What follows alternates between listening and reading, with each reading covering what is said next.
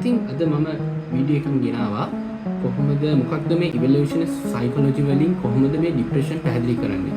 මේ ડિප්‍රෙෂන් එහෙම නැත්නම් අපි අද කතා කරන මේ විෂාදය කියන්නේ ඉස්සර මුතුමිත්තන්ව මරණයෙන් ගලව ගන්න තිබ්බ සුපිරි බලයක් කියලා කිව්වොත් ඔයා විශ්වාස කරනවා.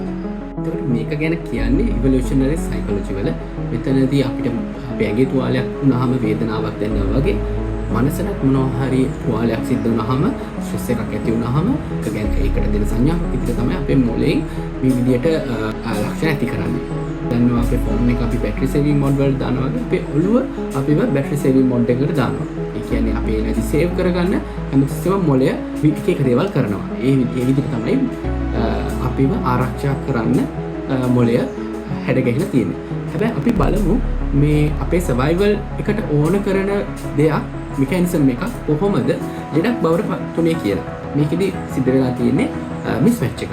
ඒ කියන්නේ අපේ ඉස්සර හිටපු මානවයා ස්ට්‍රෙස් එක දිගට ආවේ නැහැ. ඒගොල්ලන්ට තියෙන ස්ට්‍රෙස් වලට වඩා අපිට අද තියෙන ස්ට්‍රෙස් වැඩි. එතකොට ඒ ස්ට්‍රෙස් වලදී අපිට ඒක දිගටම ඒ මෙකැනිසම් එක හයිපර් ඇක්ටිව් වෙලා ඒ මෙකැනිසම් එක අවුට් ඔෆ් කන්ට්‍රෝල් ගිහිල්ලා අපිට මේ ලෙඩක් දක්වා මේ මෙකැනිසම් එක වර්ධනය වුණාම අපි මේ ડિප්‍රෙෂන් වල ડિප්‍රෙෂන් කියන ක්ලිනිකලි අපි කතා කරන රෝගී තත්ත්වය ඇති වෙනවා. ඉතින් මෙතන මේ වගේ තත්ත්වයකදී අනිවාර්යයෙන්ම ડોක්ටර් කෙනෙක් හම් වෙලා ඒ පුද්ගලයා බෙහෙත් ගන්න අවශ්‍යයි.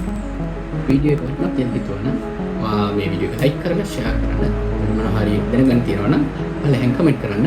එහෙනම් ආයෙත් මේ වගේ වීඩියෝ එකකින් හම්බෙමු. හැමෝටම ගුඩ් බයි.